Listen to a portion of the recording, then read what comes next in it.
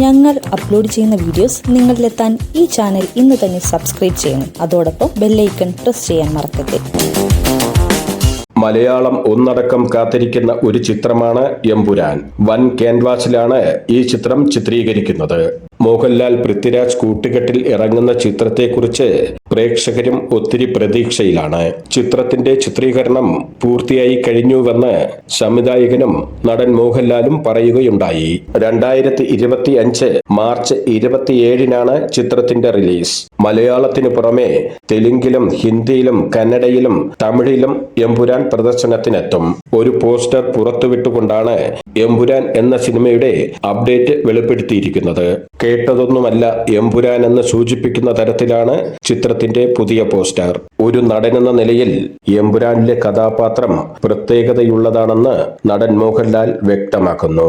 സംവിധായകൻ പൃഥ്വിരാജിനെയും നടൻ മോഹൻലാൽ അഭിനന്ദിക്കുന്നു.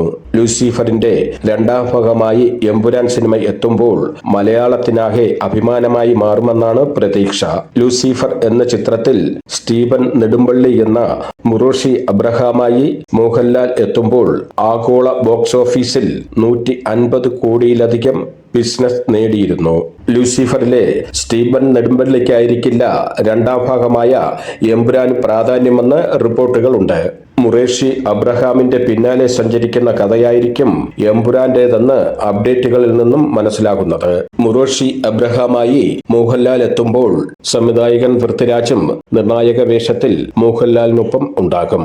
ഗോവർദ്ധനായി ഇന്ദ്രജിത്തും ജിതിൻ രാംഭായിയായി ടൊവിനോ തോമസും കൂടെയുണ്ടാകും. ഞങ്ങൾ അപ്ലോഡ് ചെയ്യുന്ന വീഡിയോസ് നിങ്ങളിലെത്താൻ ഈ ചാനൽ ഇന്ന് തന്നെ സബ്സ്ക്രൈബ് ചെയ്യണം. അതോടൊപ്പം ബെല്ലൈക്കൺ പ്രസ് ചെയ്യാൻ മറക്കരുത്.